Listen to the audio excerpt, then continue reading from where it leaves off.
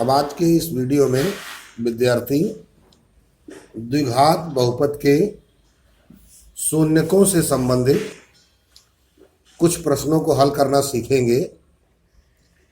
पहला प्रश्न विद्यार्थियों के सामने है, निम्न द्विघात बहुपदों के शून्यक ज्ञात कीजिए।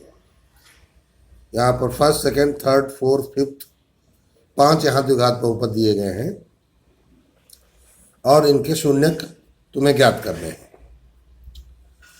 तो इन्हें हल करने से पूर्व हम आपको बता दें कि कोई भी द्विघात बहुपद ax square plus bx plus c के रूप में होता है,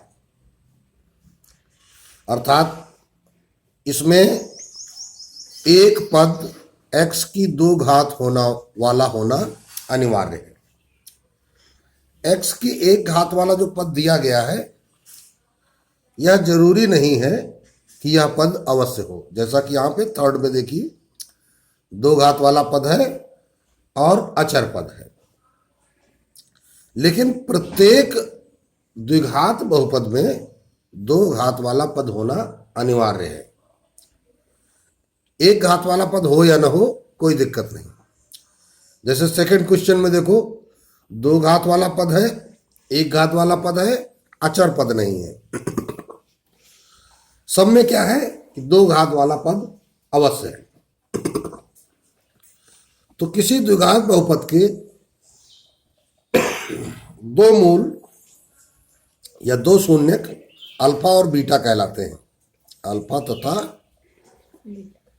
बीटा द्विघात बहुपद के शून्यक हैं। इसके लिए हमने इसी समीकरण को पिछले वीडियो में आपको दूसरे ढंग से दर्शाया था, के of x square minus of alpha plus beta of x plus alpha beta. ये जो बहुपद आपको दिखाया जा रहा है ये शून्यक स्वरूप है। ऊपर वाला जो दिखाया जा रहा है ये मानक रूप है। चूंकि यहां पर अल्फा और बीटा द्विघात के बहुपद के शून्यक हैं तो इस बहुपद में आपको शून्यक दर्शाए जा रहे हैं। जब आप इनकी तुलना करते हैं तो अल्फा प्लस बीटा बराबर क्या होता है, माइनस b/a, तथा अल्फा इंटू बीटा बराबर क्या होता है, c/a। तो शून्यकों से आपको ये मान निकल करके आते हैं। चलते हैं जो प्रश्न आपको दिया गया है, जैसा कि फर्स्ट क्वेश्चन दिया गया है, यहां पर इसको हल करना देखते हैं। क्वेश्चन दिया गया है फर्स्ट आपका x square minus 2x minus 8। जैसा कि आपको पहले भी बताया गया है कि यदि कोई बहुपद द्विघात बहुपद है तो आप इसे गुणनखंड विधि द्वारा हल कर सकते हैं। गुणनखंड के लिए जो बहुपद आपको ax square plus bx plus c के रूप में मिलता है उसके लिए मध्य पद विभाजन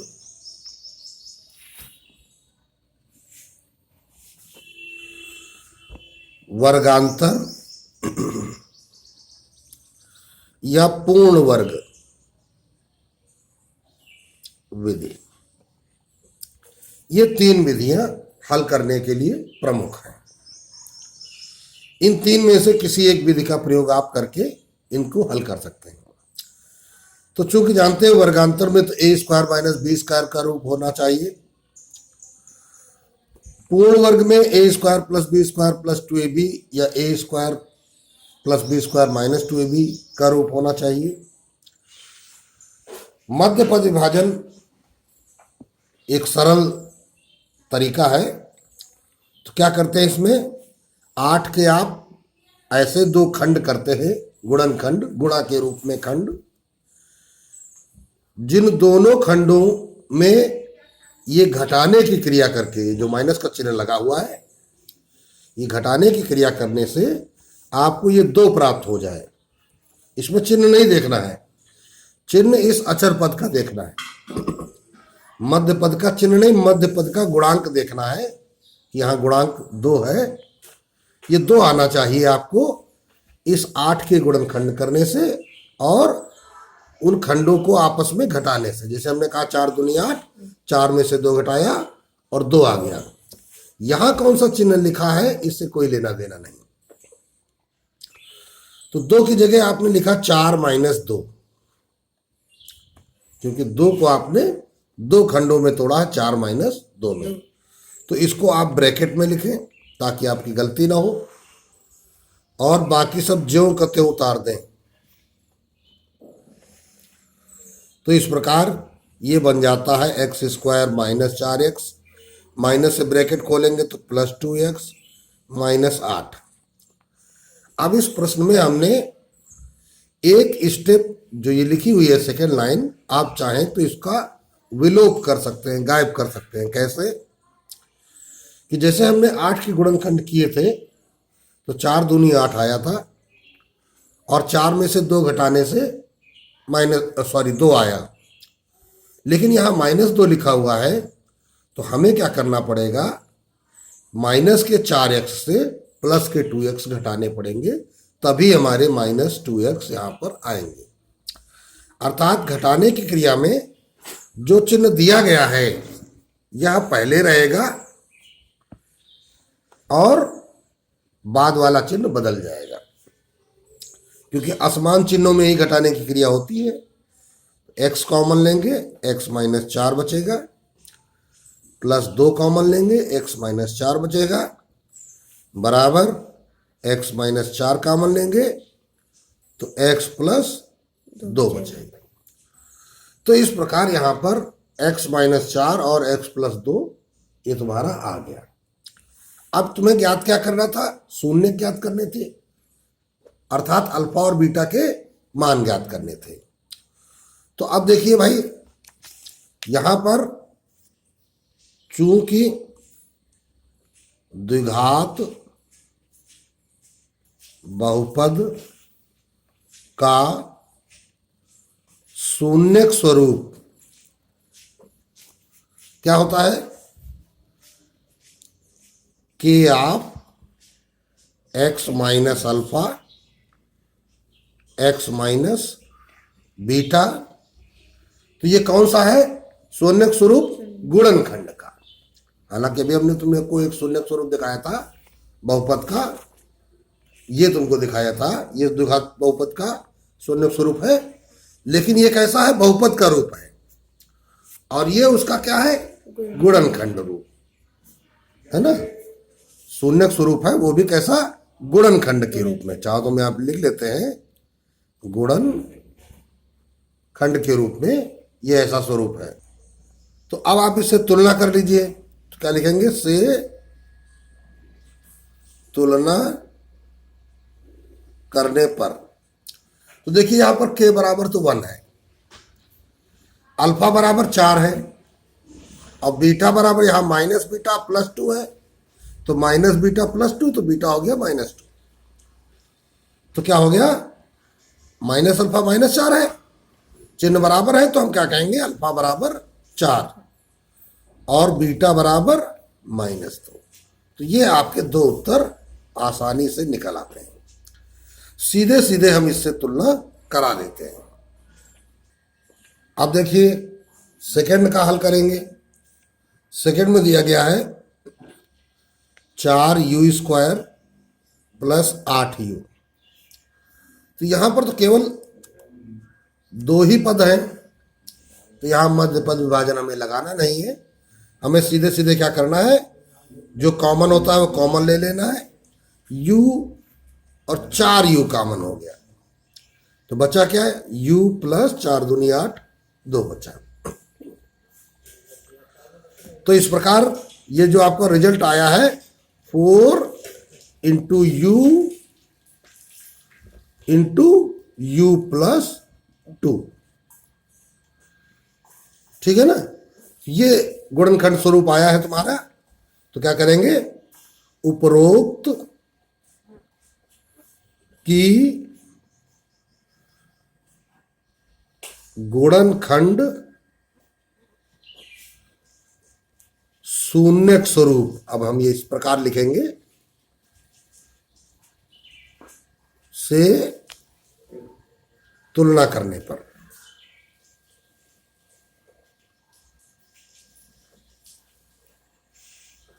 तो क्या था शून्यक स्वरूप, के आप x माइनस अल्फा और x माइनस बीटा। तो यहां पे जब आप तुलना कर रहे हो तो देखिए के आपको क्या मिल रहा है, 4। अब u अकेले है यहां पे, तो इस u को आप इस रूप में भी कह सकते हो कि u प्लस 0 कह दो चाहे माइनस 0 कह दो। u को हम u प्लस 0 या u माइनस 0 कह सकते हैं कि नहीं कह सकते हैं। फिर जब इसमें हम तुलना करेंगे, चाहो तो ये जो स्वरूप लिखा है तुमने x की जगह यहां पे u लिख लीजिए, अब तुलना करना आसान हो जाएगा। तो u minus alpha u minus 0, तो अल्फा बराबर क्या हो गया, 0 हो गया। माइनस बीटा प्लस 2, तो बीटा बराबर माइनस 2 हो गया। तो इस प्रकार ये दोनों आपके मान निकल आए द्विघात बहुपद के, अल्फा बराबर 0 बीटा बराबर माइनस 2। इसी प्रकार अगला क्वेश्चन देखते हैं, क्या दिया गया है, T square minus 15। Third question है तुम्हारा, टी स्क्वायर माइनस 15। यहां देखिए आप वर्गांतर लगा सकते हैं, कैसे, टी का होल स्क्वायर माइनस, अब देखो 15 तो होल स्क्वायर बन नहीं रहा किसी चीज का, कि बन रहा है, तो जब नहीं बनना है तो हमने इसको कह दिया अंडर रूट 15 का होल स्क्वायर, बन गया। तो आप एक बार क्या हो जाएगा, टी प्लस अंडर रूट 15, और एक बार क्या हो जाएगा, टी माइनस अंडर रूट 15। तो अब क्या लिखेंगे, अतः के आप T plus alpha T minus alpha से तुलना करने पर।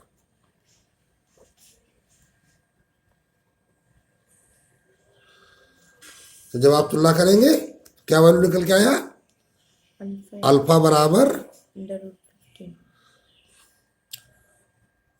अंडर रूट 15, सॉरी यहां माइनस अल्फा होता है, तो अल्फा बराबर माइनस अंडर रूट 15 और बीटा बराबर अंडर रूट 15। ठीक, ये 15 है, अल्फा बराबर माइनस, क्योंकि यहां ये माइनस है ये प्लस है। ठीक, तो इस प्रकार ये वैल्यू आपकी निकल आती है। इसी प्रकार अगला क्वेश्चन है 2s square minus 1 plus 2 root 2 of s plus root 2। तो यहां पर अगर आप ध्यान से देखें तो ये जो मध्य पद विभाजन है कैसे हम करते हैं, अंडर रूट 2 का 2 में गुणा किया तो हो गया 2 अंडर रूट 2, के गुणनखंड किए तो 2 अंडर रूट 2 एकम 2 अंडर रूट 2।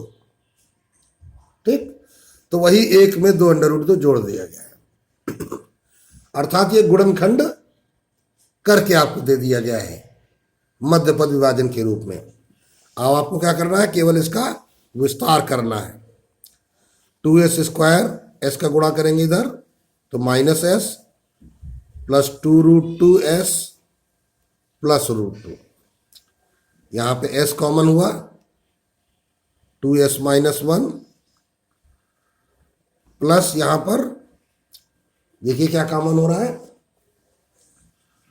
रूट 2 कॉमन हो रहा है, तो बचे क्या 2s, लेकिन माइनस से यहां पे गलती हुई, देखो चिन्ह बदलेगा, तो ये भी माइनस होगा,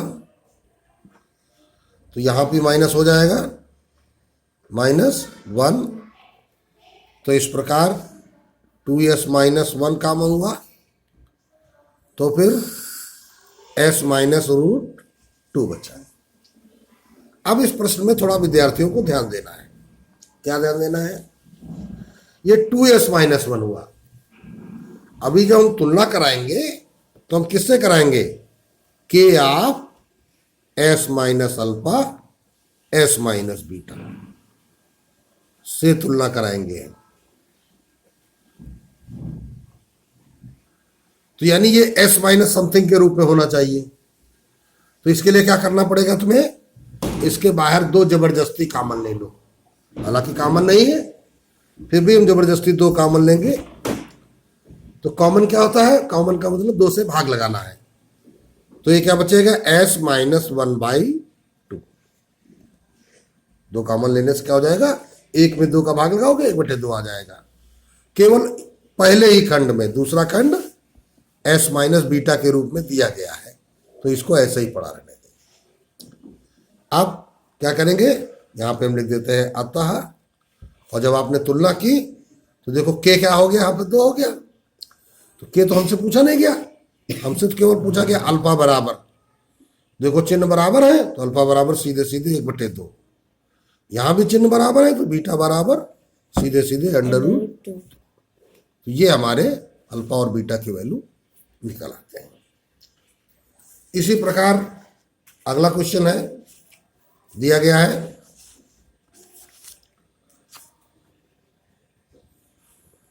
v² + 4√3 v - 15।